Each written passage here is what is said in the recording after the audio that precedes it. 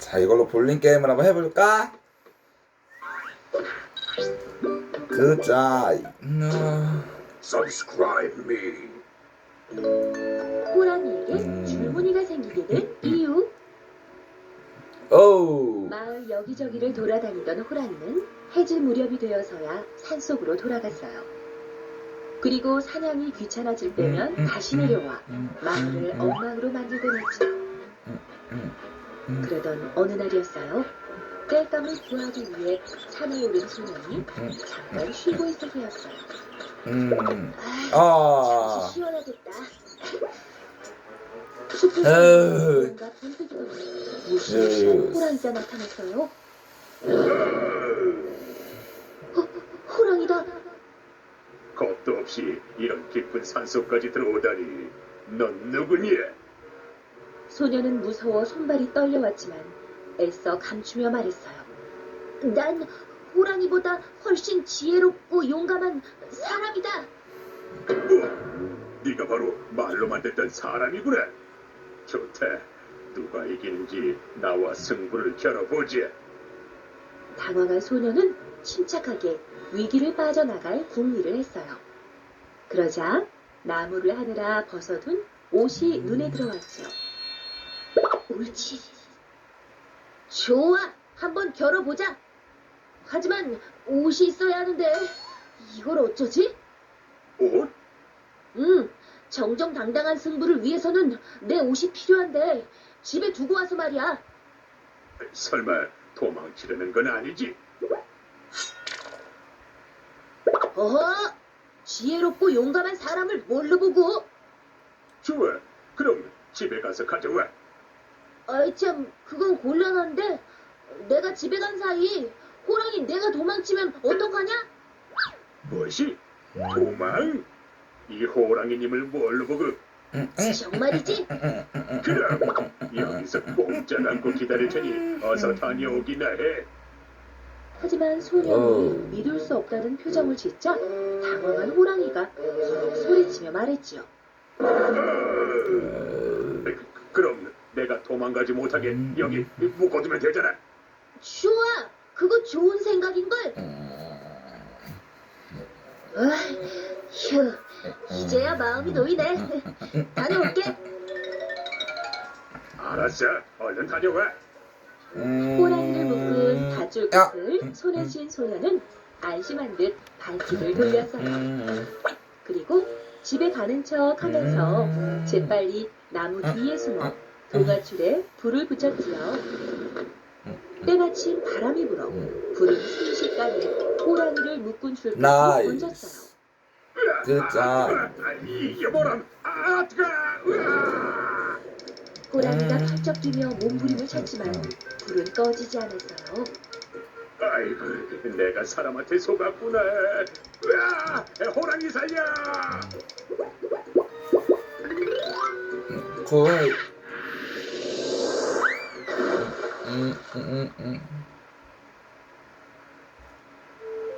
다행히 호랑이는 계곡물에 뛰어들어 겨우 불을 끄고 목숨을 구했어요.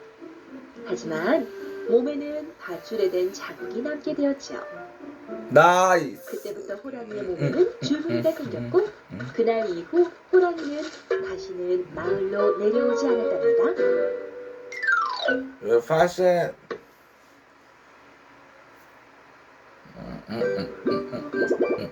케비 퀴즈. 앵무새가 말을 따라하는 이유. 오. 옛날 어느 마을에 마음씨 고약한 농부가 앵무새를 키우며 살고 있었어요. 그리고 농부의 집 근처에는 닭을 키우는 이웃이 살았지요. 에이 이놈의 닭들 당장 내 집에서 나가지 못해.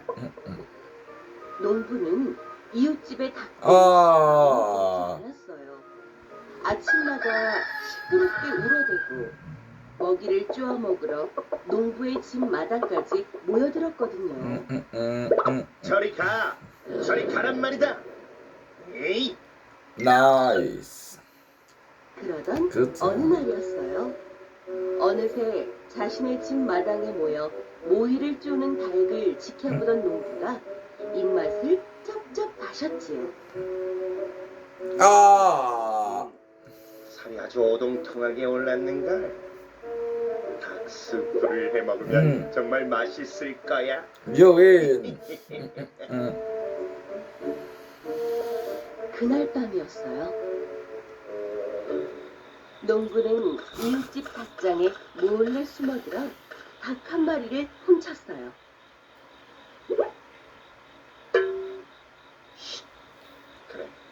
그래, 착하지.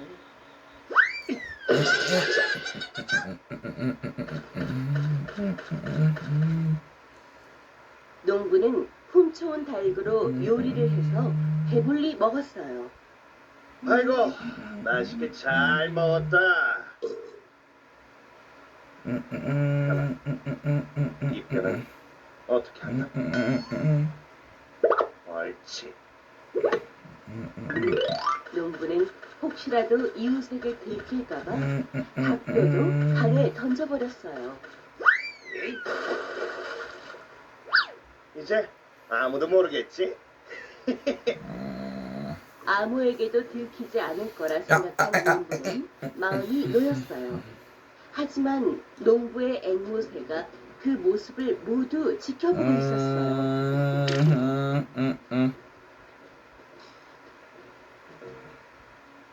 다음 날 여느 때와 같이 닭장을 들여다본 이웃 사람은 깜짝 놀랄 수밖에 없었어요. 나이스. 12, 13, 14. 어? 닭 한 마리가 어디 갔지? 이웃 사람은 없어진 닭을 찾으려 집안 곳곳을 샅샅이 뒤졌어요. 아, 아무데도 없잖아. 닭장에 있던 닭이 하룻밤새 어디로 사라질 리도 없고. 분명 누군가 내 닭을 훔쳐간 거야. 도대체 누굴까?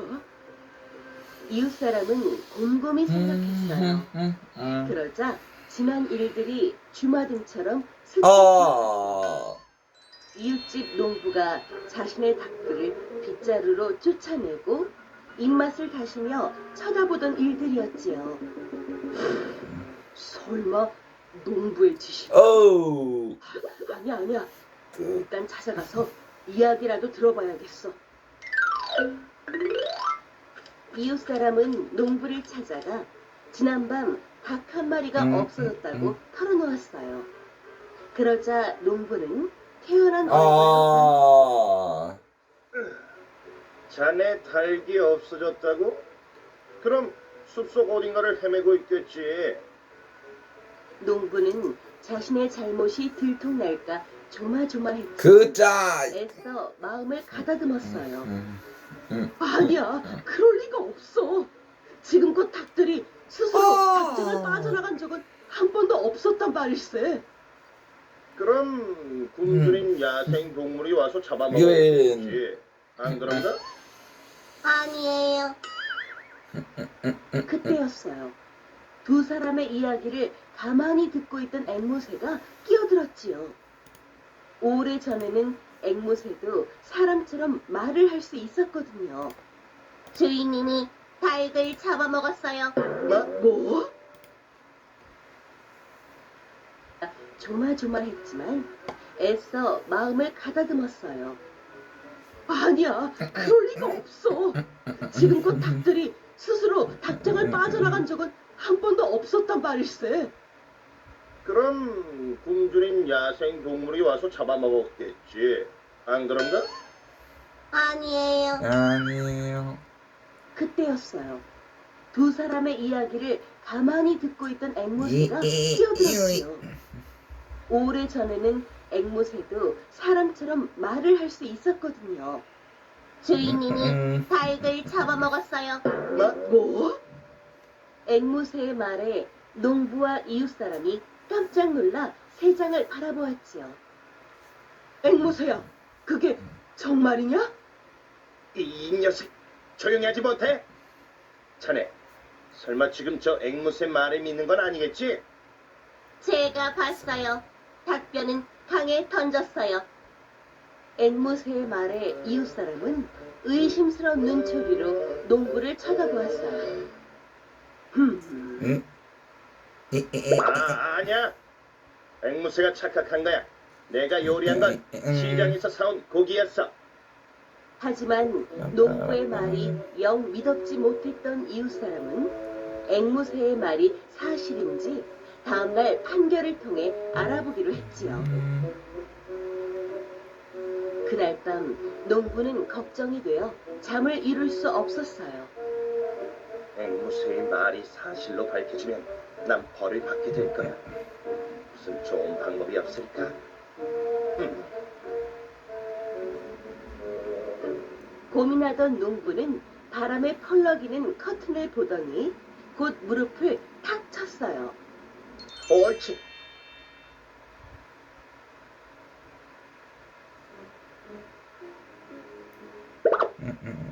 아주 깊이 잠들었군. 농부는 앵무새가 잠든 것을 확인한 뒤 쇠장에 검은 천을 씌웠어요. 됐어.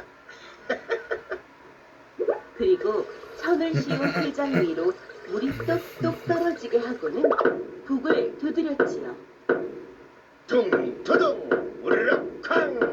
북소리에 놀라 잠을 깬 앵무새가 주변을 둘러보았어요. 이게 무슨 일이지?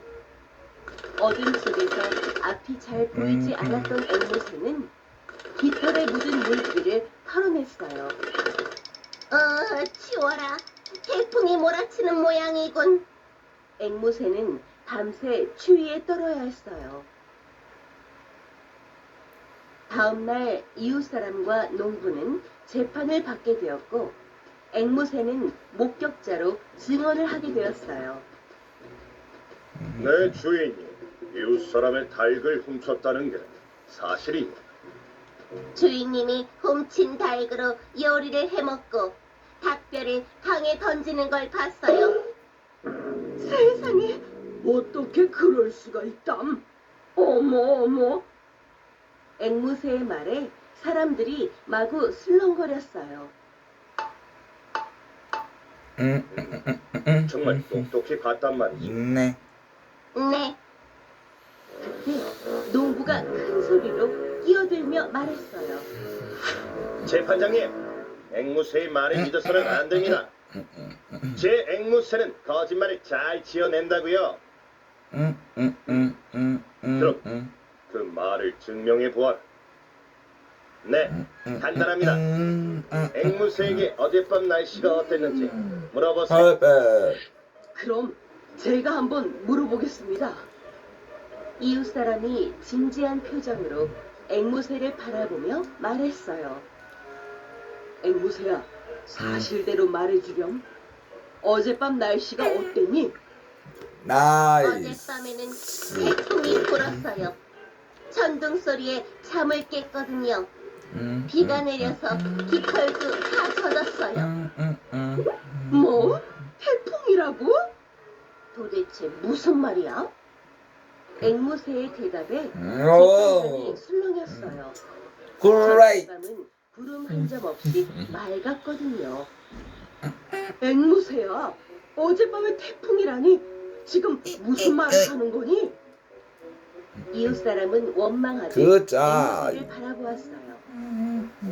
사람들도 앵무새의 말이 야. 모두 거짓이라는 듯 비난하기 시작했어요.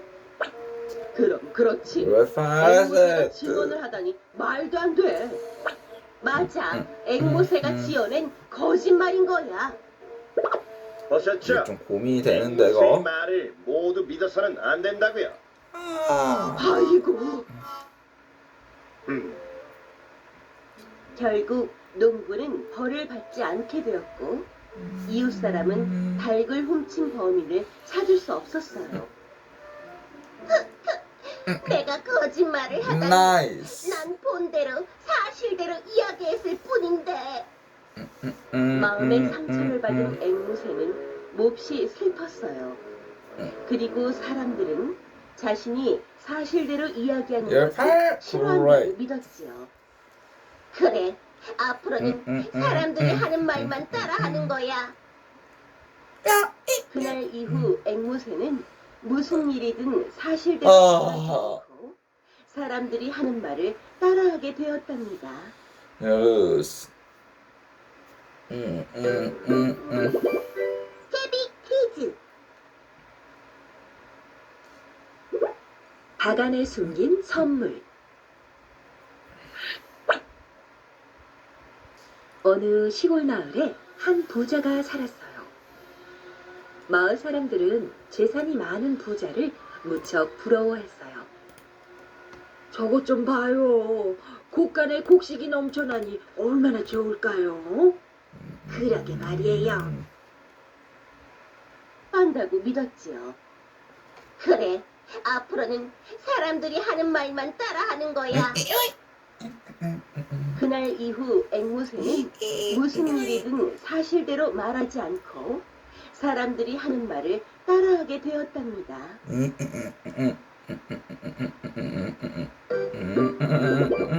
케비 퀴즈. 박 안에 숨긴 선물. 어느 시골 마을에 한 부자가 살았어요. 마을 사람들은 재산이 많은 부자를 무척 부러워했어요. 저것 좀 봐요. 곳간에 곡식이 넘쳐나니 얼마나 좋을까요? 그러게 말이에요. 아무리 배불리 먹어도 해마다 저렇게 곡식이 늘어나는데 무슨 걱정이 있겠어요? 맞아요. 저 집은 하인들도 하얀 쌀밥만 먹는데요. 어머나 세상에. 하지만 부자에게도 한 가지 고민이 있었어요. 에휴, 돈이 아무리 많으면 뭐해. 내로라 하는 벼슬 하나 없는데 이제 와서 이 나이에 과거 시험을 볼 수도 없고 무슨 좋은 방법이 없을까? 부자는 몇 날 며칠을 고민했어요. 그러다 무릎을 탁 치며 말했지요. 옳거니 내 재산이 얼만데 무슨 걱정이랑 그깟 벼슬 돈으로 사면 되지. 부자는 곧 쌍 면마지기를 팔아 돈을 마련했어요. 그리고 사람들에게 물어 서울에 있는 높은 벼슬의 대감댁을 찾아갔지요.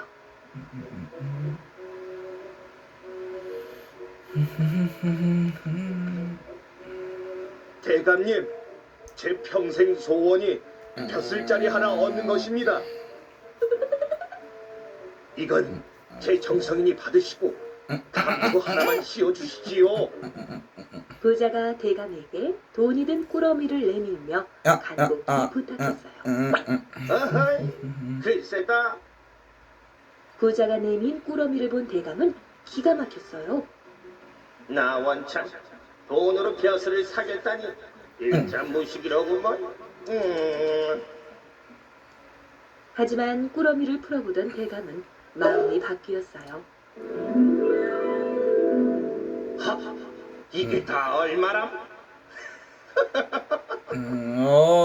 좋은 욕심이 생긴 부자가 태연하게 말했어요.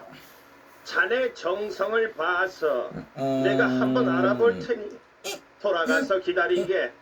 어이쿠, 감사합니다. 어우. 감사합니다, 대감님.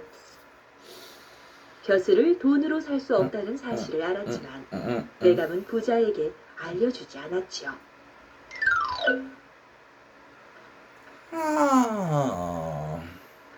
이제 반가운 소식을 기다릴 일만 남았구나.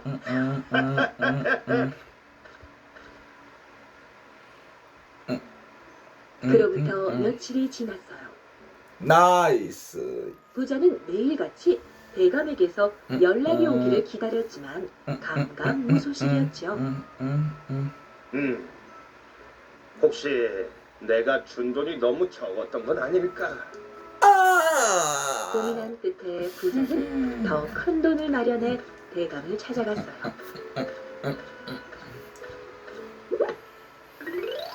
대감님, 지난번엔 제가 세상 물정을 너무 몰랐던 것 같습니다. 너그러이 용서하시고 다시 잘 알아봐 주시지요. 자, 부자가 묵직한 꾸러미를 내밀자 대감의 왜 얼굴이 파세? 돌아치고 어허! 지난번보다 꾸러미가 훨씬 크구나. 하지만 대감은 애써 침착하게 말했어요. 사실 왜? 벼슬자리를 찾는다는 것이 그리 쉬운 일이 아니거든. 내 힘써서 알아보겐. 감사합니다, 대감님. 부자는 대감의 말을 철석같이 믿고 기다렸지만 이번에도 아무런 소식이 없었어요. 답답한 마음에 부자는 대감의 집을 몇 번이나 더 오갔지요. 그 많던 재산이 이제 바닥날 지경인데 벼슬은 왜 이렇게 강간무소식이람? 아이고. 부자는 속이 상해 더는 견딜 수가 없었어요. 그래, 딱 한 번만 더 부탁해보자. 마지막이라고 생각한 부자는 남은 재산을 몽땅 챙겨 대감의 집으로 향했어요. 급히 서두른 탓에 아침을 걸은 부자는 허기를 느끼고 주위를 둘러보았어요. 마침 주막 하나가 눈에 들어왔지요. 옳지. 저기서 요기를 좀 하고 가야겠다.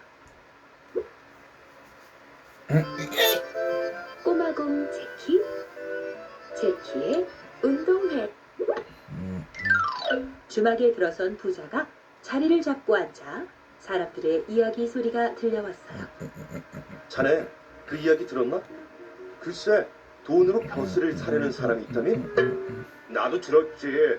대감의 집 문지방이 닳도록 들락날락한다지. 그럼 뭐해? 벼슬이 돈으로 살 수 있는 것도 아닌데.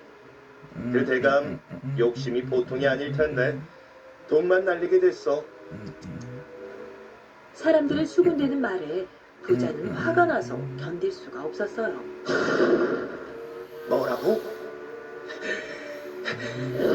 가만두나 봐라. 집으로 돌아온 부자는 밭에서 박을 하나 따더니 속을 판에 들고 산으로 갔어요. 그러고는 벌들이 잔뜩 모여 사는 커다란 벌집을 찾았죠. 옳지, 저거다. 영자. 부자는 조심스럽게 박을 벌집에 대더니 팡팡 두드리기 시작했어요. 놀란 벌들은 박 속으로 날아들었고 부자는 재빨리 꼭지를 막았죠. 그래, 이제 됐다.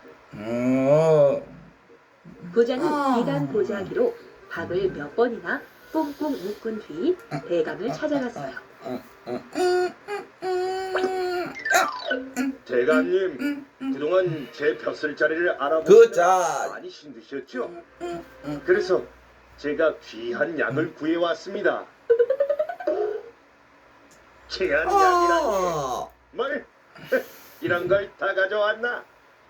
대감은 애써 기쁨을 감추며 꾸러미를 이리저리 살펴보았어요. 도대체 뭐가 들었기에 이렇게 크다? 나이스. 이 약으로 말할 것 같으면 천년만년 오래오래 살게 하는 명약입니다. 쉽게 구할 수 없는 아주 귀한 약이지요. 어허, 그래? 대감이 눈이 휘둥그레졌어요. 그런데 약을 드실 때는 지켜야 할 것이 있습니다. 그게 뭔가? 옷을 꼭 벗으셔야 하고요. 약효가 새어나갈 수 있으니 참가해야 합니다. 알았네, 알았어. 내 꼭 그리 할 테니 걱정 말게. 부자가 떠나자 대감은 서둘러 옷을 벗었어요. 그 바보 덕에 만수무강하게 생겼구나. 대감은 꽁꽁 묶인 보자기를 풀고 또 풀었어요. 얼마나 귀한지 참 많이도 묶어놨군. 유엔. 이건 그냥 박이잖아. 옳거니 이 박 안에 약이 든 게로구나. 대감은 설레는 마음으로 꼭지를 열었어요. 그러자 속에 있던 벌들이 한꺼번에 쏟아져 나와 대감을 쏘기 시작했죠. 아이, 따가워. 으악! 사람 살려. 으악! 대감은 자신의 체면도 잊고 벌거벗은 채 마당으로 뛰쳐나갔고 놀란 하인들은 빗자루를 들고 벌을 쫓느라 야단 법석이었어요. 한편 시골 마을로 돌아간 부자는 돈으로 뭐든지 살 수 있다는 헛된 욕심을 버리고 현재의 삶에 만족하면서 살기로 했답니다.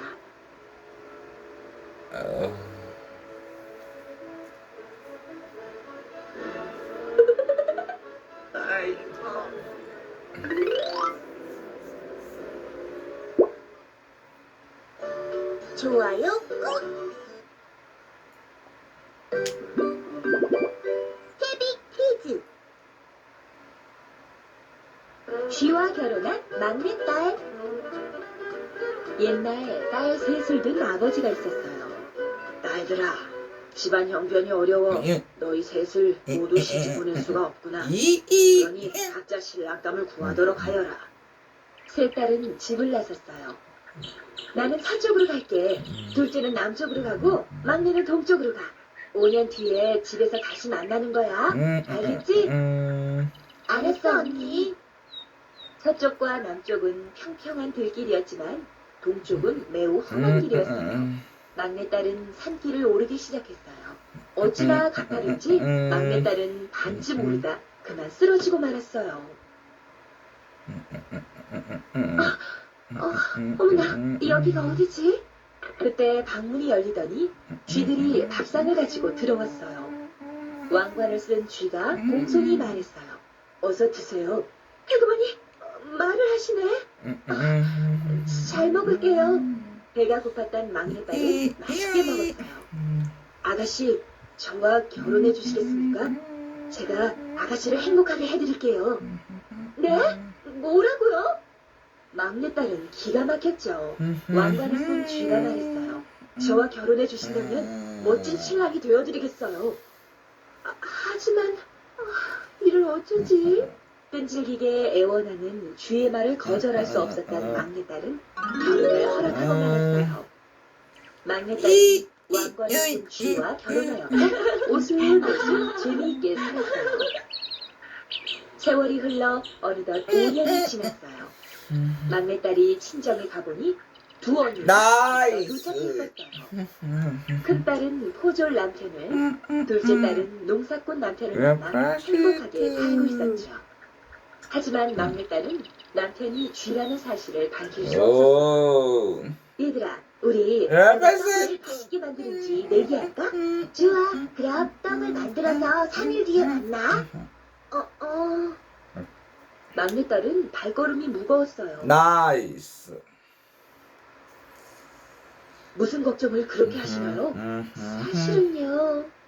남편 쥐는 부하들을 시켜 맛있는 떡을 만들게 했어요. 제발세. 3일 뒤 막내딸은 언니들과 친정에서 만났어요. 첫째와 둘째가 만든 떡도 맛있다만 막내가 만든 떡이 가장 맛있구나. 그럼 우리 배를 짜는 솜씨를 겨뤄보자. 그래. 배 짜는 솜씨는 따라올 수 없을걸? 자매들은 또 3일 뒤에 친정에서 만나기로 하고 길을 떠났어요. 막내딸은 또 걱정스러운 얼굴로 돌아왔고 와우. 사실을 털어놓았죠. 걱정하지 마세요. 남편 쥐는 부하를 시켜 배를 짜오게 했어요. 어머나, 어쩜 이리 잘 짰담. 이렇게 잘 짠 배는 왜? 처음 보는구나. 아이 참. 그럼 누구 남편이 가장 신분이 높고 잘생겼는지 겨뤄보는 건 어때? 그래, 좋아. 막내는? 저기 그게 그럼 다시 3일 뒤에 만나는 거다. 알았지? 알았어, 언니. 막내딸은 걱정이 태산 같았어요. 이번에도 남편 쥐에게 사실을 말했지만 어쩔 도리가 없었어요. 하는 수 없이 막내딸은 요엔. 조그만 가마를 들고 친정으로 향했어요. 그런데 개울을 건너다 물살이 너무 빨라 남편 쥐가 탄 가마가 그만 물속에 빠지고 말았어요. 어머나, 이래 어째? 서방님, 서방님, 사랑하는 서방님.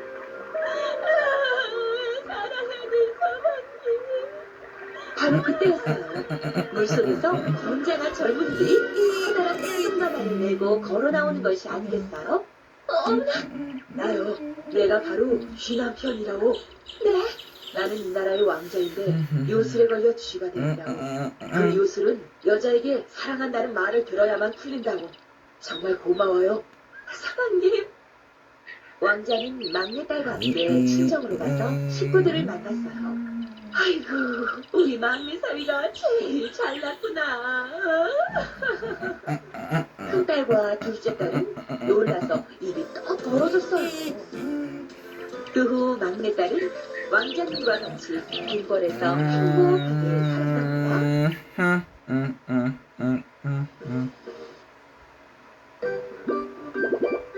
케비 퀴즈. 울보 이야기. 아들을 멀리 떠나보내고 어우. 혼자 살고 있었어요. 하루는 일하러 간 아들에게서 반가운 편지가 왔어요. 하지만 할머니는 글을 읽을 줄 몰랐어요. 아이고, 음. 무슨 말인지 도통 알 수가 있나. 다 그러다가 사람이 지나가기를 기다리던 할머니는 한 농부를 만났어요.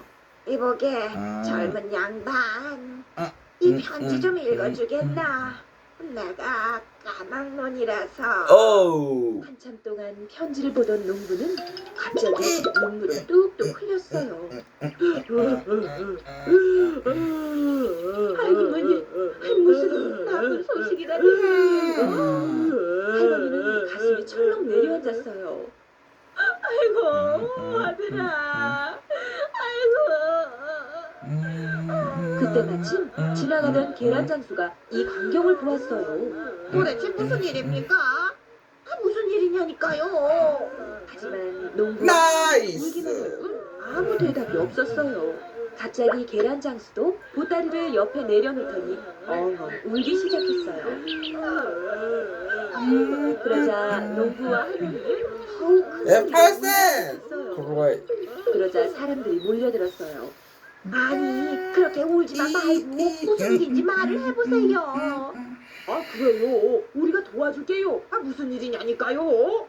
사실은 작년에 계란을 나이스. 넘어져 계란을 몽땅 깨고 말았어요. 너무 속이 상해 울고 싶었지만 미뤄뒀었는데 두 사람이 우는 걸 보니 그만 그때 생각이 나서. 그럼 할머니는요? 아들한테 편지가 왔는데 읽을 수가 있어야지.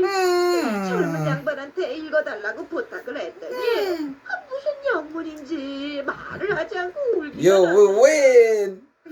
그래서 안 좋은 소식인가 해서. 그럼 젊은 양반이 이야기를 해보구려. 답답해 죽겠네. 그게 어렸을 적부터 글 공부를 하기 싫어해서 편지를 읽을 수가 없어요. 아주 답답해서 울었습니다. 뭐야? 하지만 모두들 걸음을 재촉하여 가던 길을 갔어요. 구경꾼들 중에 편지를 읽을 수 있는 사람이 한 명도 없었던 거예요.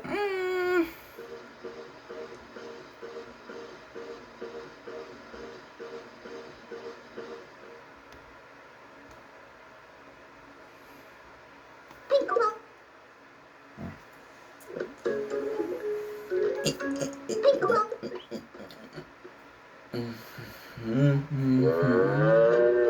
소가 된 게으름뱅이. 옛날 예적 일을 하지 않는 게으름뱅이가 살았어. 아니 그렇게 매일 잠만 잘 거요? 그러려거든 당장 이 집에서 나가요. 에이, 나가라면 못 나갈 줄 알고? 화가 난 게으름뱅이는 그 길로 집을 나섰어. 오. 참 가다 보니 가로만 집에서 웬 할아버지가 소머리탈을 만들고 있더래. 영감님, 신기한 수와 똑같이 생겼네요. 한 번만 써보면 안 될까요?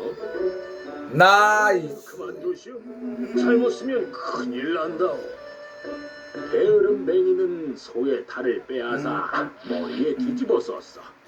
그랬더니 글쎄 게으름뱅이의 몸이 그냥 그대로 스르르 소가 돼버렸지 뭐야. 어이구 이게 웬일이야 하고 소리쳤더니 음메 나이스. 울음소리만 나오는 게 아니겠어. 히야 히야 할아버지는 소를 끌고 가 농부에게 싼 값에 팔았어. 농부가 소를 막 끌고 가려는데 할아버지가 은근히 귓속말로 말했어. 나이스. 이 소는 무를 먹으면 죽는다. 절대로 무밭에는 데려가지 마시오. 소가 된 게으름뱅이는 다음 날부터 하루 종일 어우. 논 갈고 밭 갈고 수레 끌고 쟁기 끌고 날만 새면 끌려나가 어두워질 때까지 고되게 일을 했지. 아이고 힘들어. 하도 일이 힘들어서 소리라도 지르면 음메 울음소리만 났어. 이리야 어서 움직이지 못해? 진작 이렇게 열심히 일했으니. 다음 날 게으름뱅이 눈에 무밭이 보였어. 이 소는 무를 먹으면 죽는다. 절대로 무밭에는 데려가지 마시오. 평생 소로 사느니 차라리 죽는 게 낫겠소. 게으름뱅이는 무밭으로 가서 무 한 개를 입으로 물고 쑥 뽑았어.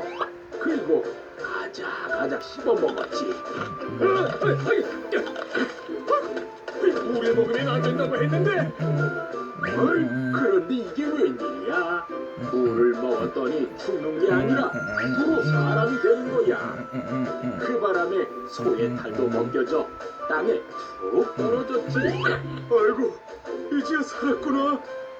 게으름뱅이는 농부에게 지금까지 있었던 일을 다 말해주고 나서 곧바로 고개를 넘어 집으로 돌아왔어.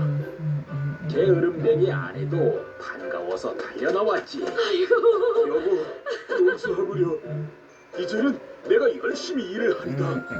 아내는 세 사람이 된 남편을 보자 눈물이 나왔어.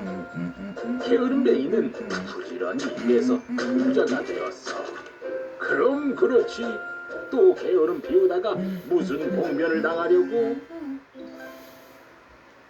아니, 저런 불쌍한. 선비는 얼른 활을 겨누어 한 발에 구렁이를 쏘아 죽이고 새끼까지.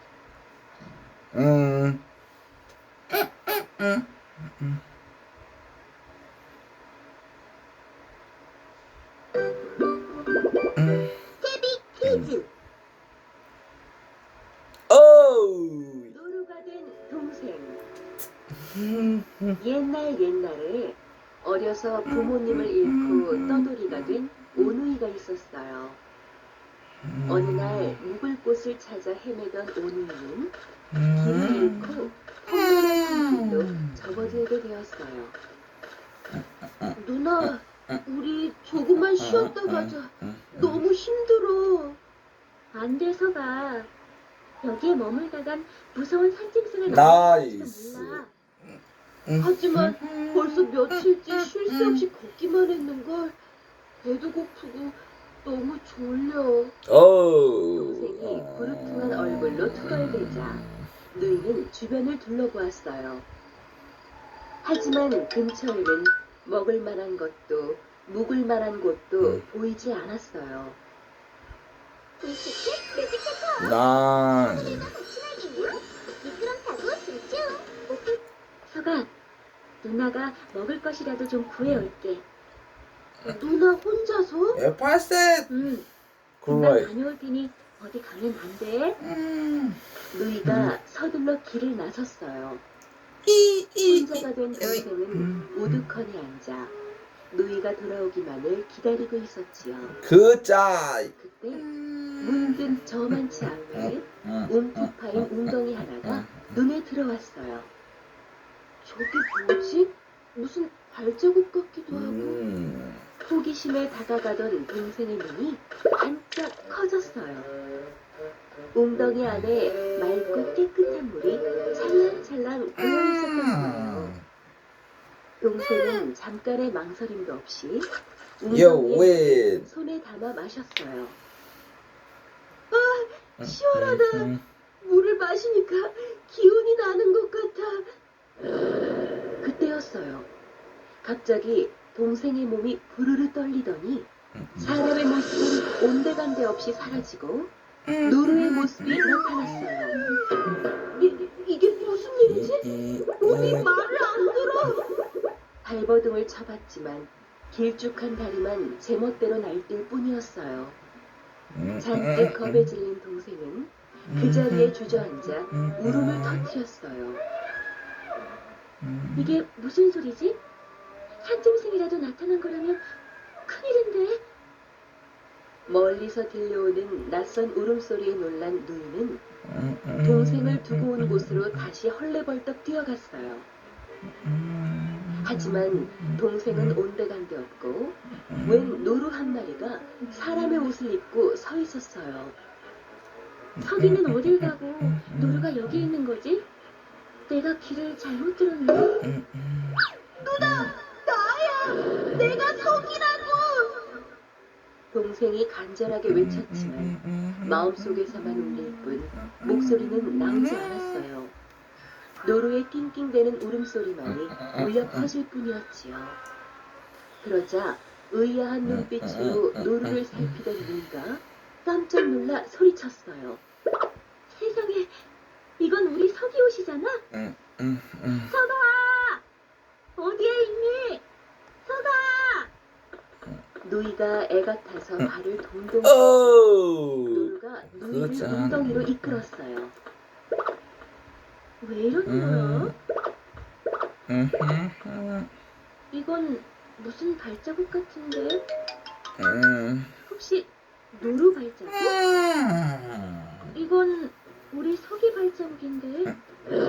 설마? 누이가 놀란 얼굴로 노루를 돌아보자 어느덧 노루의 눈에 그런 눈물이 나이스. 차오르었어요. 맙소사, 내가 석이니?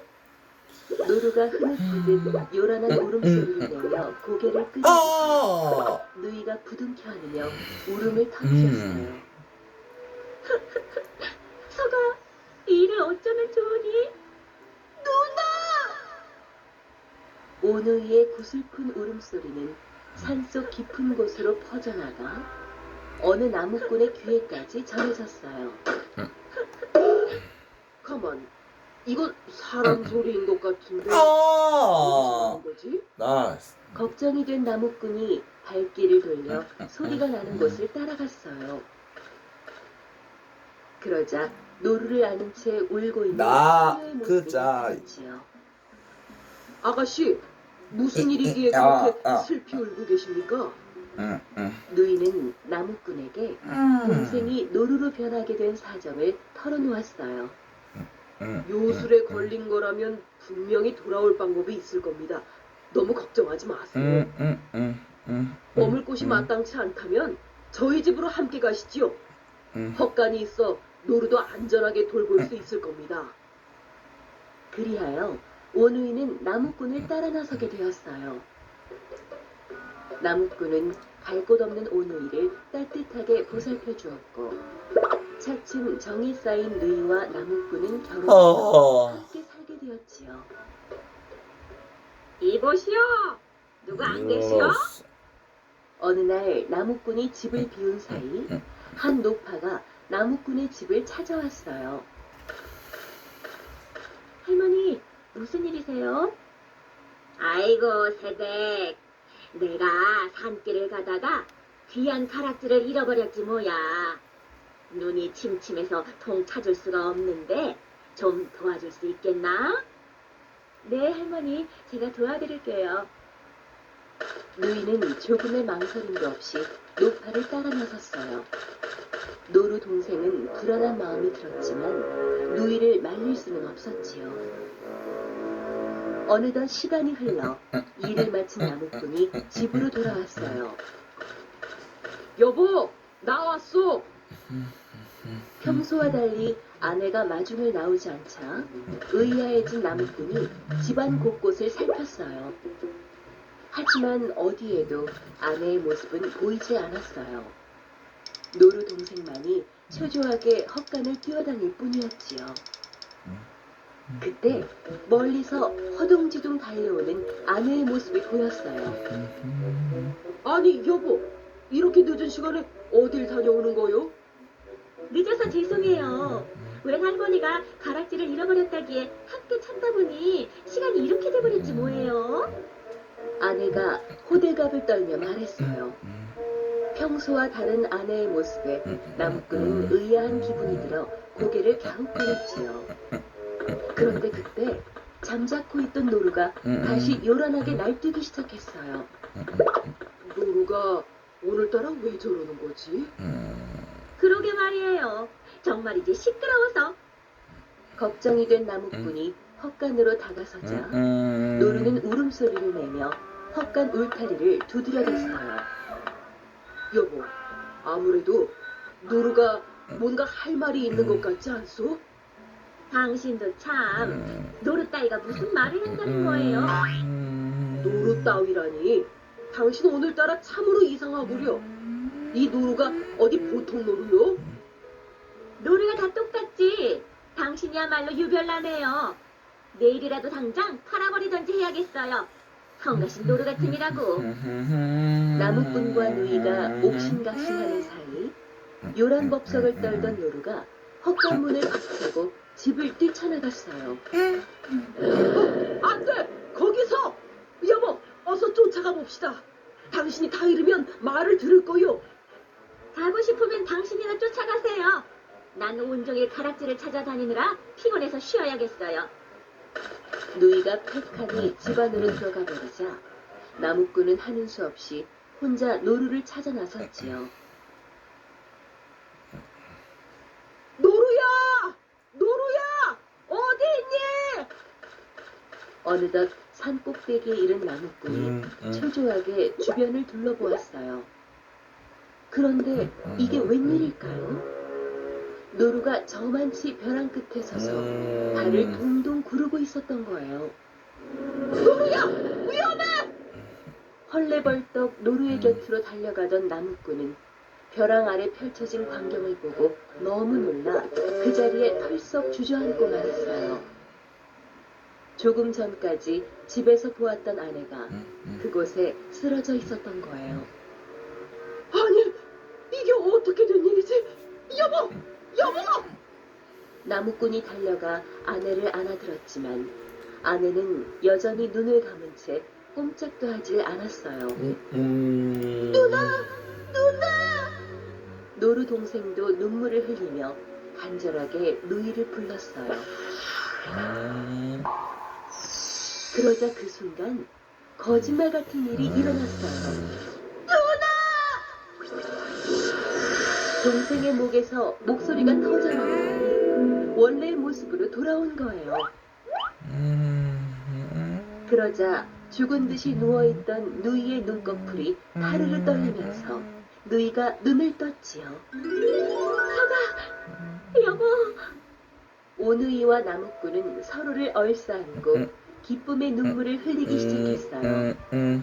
그때 문득 멀리서 사락사락 수풀을 헤치는 소리가 들려오더니 누군가 허둥지둥 달아나는 뒷모습이 보였어요. 이거 보시오! 거기 누구시오?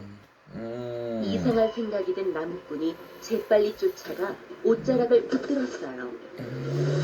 순간 손에 잡힌 옷가지들이 훌렁훌렁 벗겨지더니 주랭랑을 치는 여우의 모습이 나타났어요.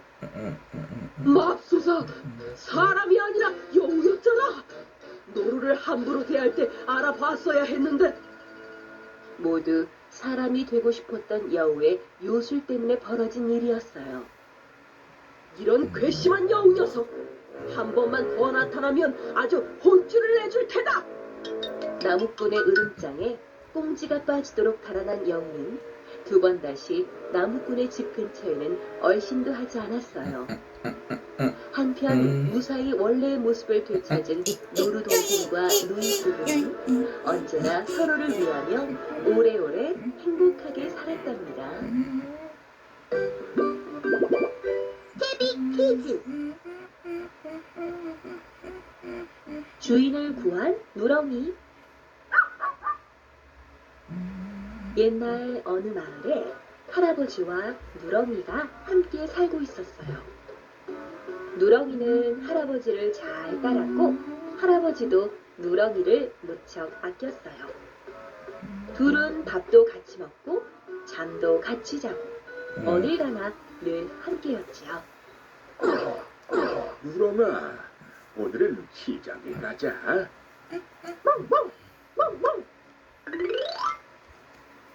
시장에 도착한 할아버지와 누렁이는 여기저기 돌아다니며 재미난 구경을 많이 했어요. 누렁아, 저길 좀 봐라. 굉장하구나. 아주 먹음직스러운걸.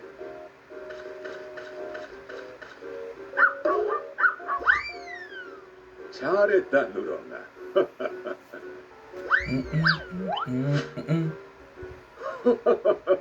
우리 누렁이는 제주도 좋아. 정신없이 노느라 배가 출출해진 할아버지와 누렁이는 주막에 들렀어요.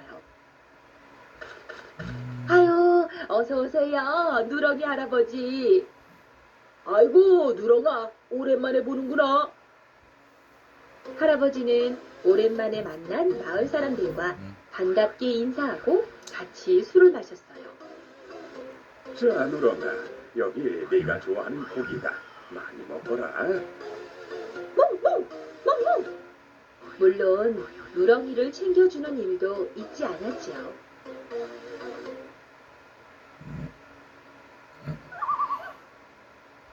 아이고, 벌써 시간이 이렇게 됐나? 그만 집으로 돌아가야겠는걸. 시간 가는 줄 모르고 놀던 할아버지와 누렁이는 늦은 오후가 되어서야 집으로 향했어요. 휴, 내가 많이 취한 모양이로구나. 안 되겠다, 누렁아. 저 나무 아래서 잠깐만 쉬었다 가자꾸나. 할아버지는 나무 아래에 눕더니 이내 코를 골며 잠이 들었어요.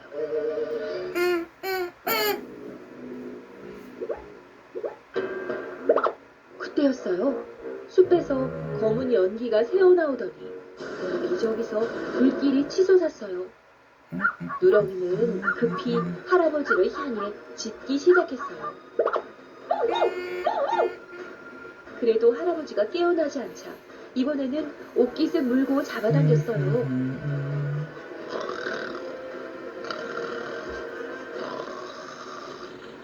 불길이 점점 할아버지 쪽으로 번져왔어요.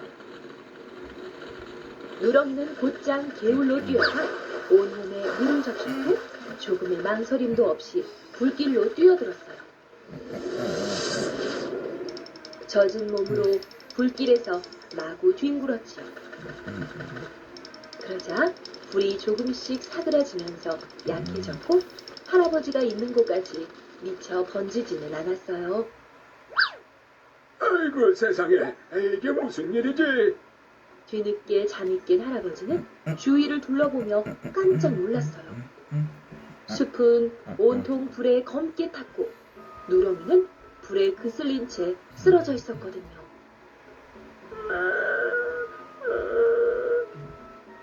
누렁아, 네가 날 살린 거구나. 정말 고맙다. 정말 고마워. 할아버지는 누렁이를 살리기 위해 높고 험한 산에 올라 귀한 약초를 구하고 약초를 열심히 갈아 누렁이의 상처에 정성스레 발랐어요. 잠시도 쉬지 않고 누렁이 옆을 지켰지요. 누렁아, 꼭 다시 일어나야 한다. 세상에 어떻게 그런 일이? 정말 갸륵한 녀석이로군. 아유, 왜 아니겠어요. 꼭 살릴 수 있도록 다 같이 도웁시다. 그래요. 그럼요. 소식을 들은 마을 사람들도 누렁이의 용감함에 감탄하며 할아버지를 도왔어요. 할아버지, 약초를 캐왔어요. 이야기 도움이 될지도 모르겠네요. 할아버지의 정성을 다한 간호 덕분이었을까요? 누렁이는 겨우 건강을 되찾을 수 있었어요. 아이고, 누렁아, 정신을 차렸구나. 그 후 할아버지는 누렁이를 자식처럼 생각하며 전보다 더 아꼈고 마을 사람들도 누렁이를 볼 때마다 그날 일을 생각하며 감탄했답니다. 좋아요 꾹, 구독도 꾹꾹 눌러주세요. 요즘 가장 많이 하는 작업은 아트워크 작업인데요. 주로 팀원들과 이야기를 많이 나누면서 작업하는 편입니다. 에크로벳 덕분에 자유롭게 고민하고 편하게 일할 수 있으니까 더 이상 바랄 게 없습니다. 단 하나의 PDF 솔루션, 에크로벳. 저건 갑질 오징어의 소행이야. 갑질 오징어? 그게 대체 누군데? 모두를 배신하고 불공정에게와 손을 잡은 자.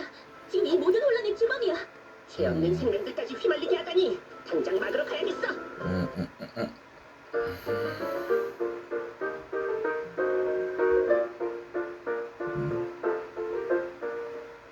옛날 어느 화창한 날, 숲속에 임금과 신하들이 함께 활쏘기를 하러 나와 있었어요. 임금의 활쏘기에는 곡풍이라는 관습이 있었는데, 곡풍이란 임금이 활을 쏘아 적중하면 임금 곁에 신하가 축하의 의미로 상을 청하는 풍습, 또는 임금이 활을 쏜 내역과 화사품을 수록한 문서를 뜻했어요. 다시 말해 활을 명중시킨 임금이 신하들에게 상을 내리는 것을 가르쳤지요. 문장을 아름답게 꾸밀 줄 알면서 활을 쏠 줄 모른다면 문무를 갖춘 제목이라 할 수 있겠느냐? 전하, 지당하신 말씀이옵니다. 오늘은 느낌이 평소보다 더 좋다. 네, 오늘